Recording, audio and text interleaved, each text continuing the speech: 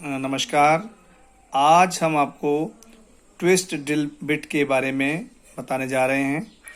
ये जो ड्रिल है इसे हाई स्पीड स्टील या हाई कार्बन स्टील का बनाया जाता है और इसके जो पार्ट हैं, टोटल पार्ट्स अगर हम देखें तो ये पहला जो आपका पोर्शन दिखाया जा रहा है, यहाँ से जहाँ से नेक शुरू होती है, गर्दन इसको बोल सकते हैं। दो भाग होते हैं, सैंक और फ्लूट्स वाले जो बॉडी का हिस्सा होता है, इसके बीच में जो एक स्लॉट बना होता है, इसे नेक के नाम से जाना जाता है। आगे देखते हैं कि जो फ्लूट्स लेंथ होती है वो नेक के बाद जहाँ से हेलिक्स सीधी कटी होती है, स्पाइरल ग्रुप बना होता है, वहाँ से लेके पॉइंट तक का जो हिस्सा होता है उसे फ्लूट लेंथ कहते हैं।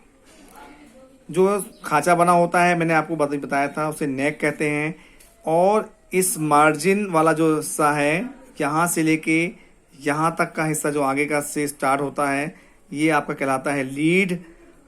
हेलिक्स एंगल यहाँ पर जो है, ये जो स्पाइरल जो घुमावदार घुमाव होता है, कह सकते हैं कि मार्जिन का किनारा और जो एक्सिस होता है, ड्रिल बिट का जो एक्सिस होता है, एक्सिस का किनारे के बीच बनने वाला एंगल जो होता है हेलिक्स एंगल कहते हैं।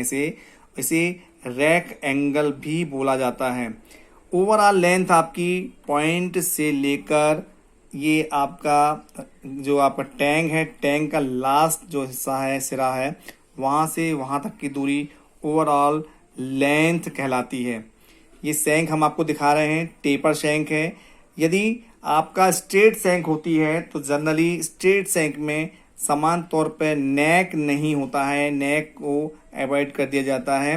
लेकिन अगर टेपर सैंक है तो और बड़ा सैंक है, बड़ी ड्रिल बिट है, तो उस पर ये खांचा दिया जाता है। टैंक का जो सिरा होता है, ये टैंक जो दिया जाता है, टैंक का उपयोग होता है, आप यदि मशीन स्पिंडल पर इसे बांधते हैं तो मशीन स्पिंडल पर बने हुए ग्रुप में जाकर ये जो टैंक वाला सिरा है वो उसके अंदर फंस जाता है, जिससे ये ड्रिल बिट जो होता है मशीन के साथ उसकी स्पीड के अकॉर्डिंग घूमता है। पूरी की पूरी फंक्शनल लेंथ भी इसे कह सकते हैं, जो ओवरऑल लेंथ कहलाती है, इसे हम फंक्शनल लेंथ भी कहते हैं। बॉडी का हिस्सा देखा आपने, यहाँ से नेक के किनारे से लेके पॉइंट तक का हिस्सा जो है वो पूरा का पूरा बॉडी कहलाता है। अब यहाँ समझते हैं अपन, ये फ्रंट व्यू मान लें अपन इसको, और ये इसे साइड व्यू कह दें, या इसे साइड व्यू माने या इसे फ्रंट बोलें, तो हम देखते हैं कि ये पोर्शन हम जो देख रहे थे, जो कि ये जो आपकी कॉर्नर पॉइंट से या डेड सेंटर से जो एजेस निकल रहे हैं, फ्लैंक एजेस निकल रहे हैं, इसको यदि हम कवर करें तो यहाँ एंगल अगर हम चेक करें तो ये जो एंगल होता है इसे हम पॉइंट एंगल कहते हैं। इसे हम कटिंग एंगल भी कह सकते हैं। तो ये पॉइंट एंगल जो होता है, यही ड्रिल बिट की एक पहचान होती है कि ये किस प्रकार की धातु को काटने के लिए प्रयोग में लाया जा रहा है। लेकिन सामान्यतः अधिकांश तौर पर जो उपयोग में होता है उसका पॉइंट एंगल 118 डिग्री होता है, 118 डिग्री होता है।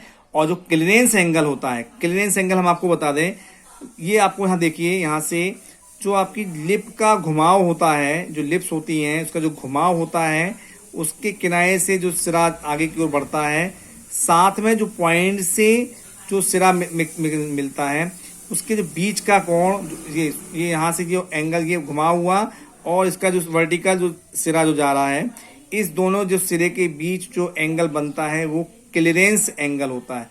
यानी कि अगर हम आपको बात कर रहे थे, यदि यहाँ पर पॉइंट एंगल 118 डिग्री है तो इसका जो एंगल होगा, क्लीयरेंस एंगल होगा, वो 12 से 15 डिग्री होगा। और इस प्रकार का पॉइंट एंगल का जो ड्रिल बिट होता है, इस ड्रिल बिट का प्रयोग सामान्य तौर पर किया जाता है, अधिकांश तौर पर किया जाता है।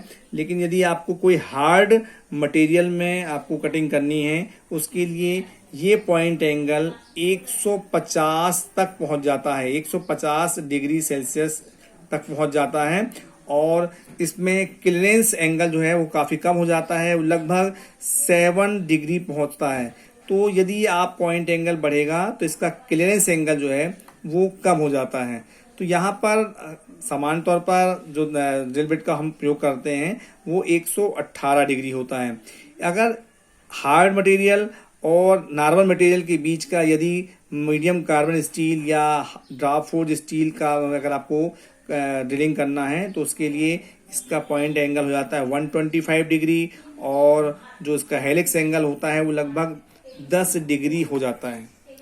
अब आ जाती बात, अगर हम आप एक पॉइंट और आपको इसमें समझा देते हैं, यदि ये आपका पॉइंट एंगल आप रिड्यूस करके कोई नरम मटेरियल पर आप कटिंग करते हैं तो वो लगभग 110 या 100 डिग्री भी पहुंच जाता है। उस दौरान ये क्लियरेंस एंगल जो होता है वो आपके पास 12 डिग्री हो जाता है। तो कुल मिला के आपको ये देखना है कि यदि पॉइंट एंगल आपका ड्रिल बिट का पॉइंट एंगल इंक्रीज होता है तो आपका क्लियरेंस एंगल जो है वो रिड्यूस हो जाता है, कम हो जाता है। अब आ जाते हैं यहाँ पर कि ड्रिल बिट का डायमीटर कैसे आप पहचानेंगे कि डायमीटर कितना है। तो आप देखते हैं कि जो हेलिक्स होती है, जो आपकी फ्लूट्स बनी होती हैं, फ्लूट्स जो बनाया जाता है, फ्लूट्स मतलब एक नाली झिर्री बनी होती है इस ड्रिल बिट के अंदर, जिसके द्वारा आप जब ड्रिलिंग करते हैं तो कटिंग चिप्स बाहर आता है, और साथ ही आप कूलेंट का इस्तेमाल करते हैं, लुब्रिकेंट का इस्तेमाल करते हैं, वो पॉइंट तक पहुंचाने के लिए ये जो सर्पिलाकार या कह सकते हैं स्पाइरल जो कट लगा होता है इसका उपयोग करते हैं। और इस स्पाइरल कटिंग जो होती है या जो फ्लूट्स बनी होती है, इसके किनारे की ओर एक चमकदार लेयर बनी होती है, चमकदार धारदार ब्लेड के रूप में बनी होती है। इसे हम मार्जिन या आपको लैंड भी कहते हैं। तो मार्जिन से मार्जिन तक की दूरी जो हमने बताया आपको, दोनों तरफ मार्जिन है, यहाँ लैंड या मार्जिन इसको बोलते हैं। यहाँ से लेके यहाँ तक की जो दूरी होती है वो आपके डायमीटर को शो करती है। और जो सामने जो दो फ्लैंक जहाँ जाके मिलते हैं जिसको अपन लिप्स कहते हैं, तो लिप्स वाला जो सिरा जो होता है वो सिरे को हम चीजल एज के नाम से भी जानते हैं, चीजल एज के नाम से भी उसे जाना जाता है। और चीजल जो एंगल होता है, तो चीजल एज की जो आपकी जो झुकाव होती है और जो वर्टिकल लेंथ होती है, सेंटर से जो वर्टिकल लेंथ जाती है, इसके जो बीच का सिरा होता है, इसके जो बीच का एंगल बनता है वो कहलाता है आपका चीजल एज एंगल।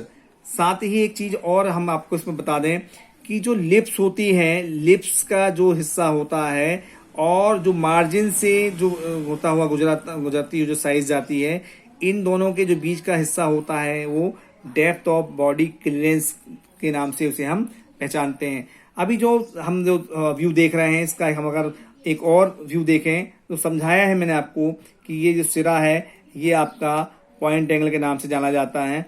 और यहाँ मतलब कह सकते हैं इस चित्र में अगर हम यहाँ देखें तो इस यहाँ से यहाँ तक की जो दूरी होती है, ये आपको इस चित्र में दिखा रहे हैं, यहाँ से यहाँ तक की जो दूरी वो कहलाती है लिप लेंथ। मतलब कह सकते हैं यहाँ से ये सिरा चला गया, यहाँ से ये सिरा चला गया, ये जो सिरा है वो आपकी लिप लेंथ कहलाती है।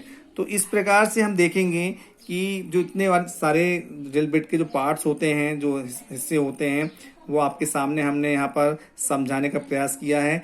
आपको ये देखना है कि आपका ये जो पॉइंट है, इस पॉइंट से ही आपके ड्रिल बिट का आधार बनता है। यदि आपकी ये जो चीजल एज बताई हमने, जिसको अपन डेड सेंटर भी कहते हैं, यदि ये धारदार नहीं होगा, नुकीला नहीं होगा, मोटा हो जाएगा, ब्लंट हो जाएगा, तो ड्रिल बिट जो है वो होल करने में तकलीफ देगा।